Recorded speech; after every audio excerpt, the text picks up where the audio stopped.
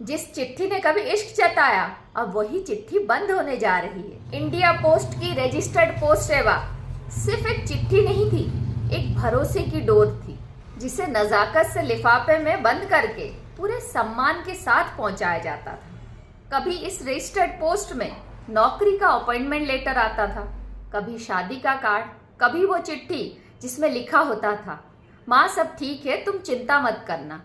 और फिर वक्त बदला और चिट्ठियों की जगह व्हाट्सएप ने ले ली और भावनाओं की जगह इमोजी ने ले ली।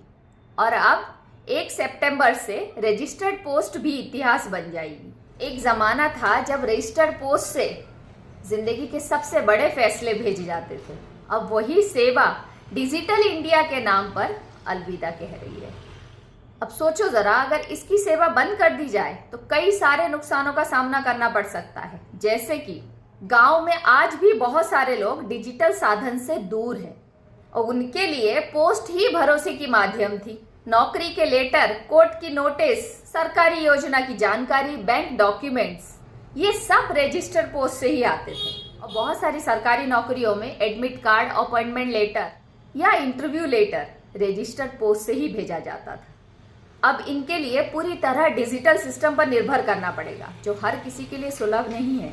और तो और रजिस्टर्ड पोस्ट एक लीगल डॉक्यूमेंट के तौर पर माना जाता था, इसलिए कोर्ट में ये सबूत के तौर पर भी चलता था। अब अगर ये सर्विस हटती है तो डॉक्यूमेंट ट्रैकिंग और वेरिफिकेशन की ऑथेंटिसिटी भी कम हो सकती है। पोस्टमैन सिर्फ खत लेकर नहीं आता था, वो रिश्ते लाता था। अब नई पीढ़ी को शायद कभी ये एहसास ना हो पाए जब चिट्ठी पढ़कर आंखें नम हो जाती थी।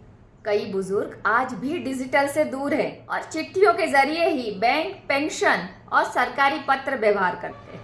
अब उन्हें और ज्यादा परेशानी झेलनी पड़ेगी। अब या तो प्राइवेट कोरियर महंगे पड़ेंगे या फिर डिजिटल रिस्क उठाना पड़ेगा। पोस्ट ऑफिस सिर्फ एक संस्था नहीं थी, ये हर भारतीयों की यादों की हिस्सा थी।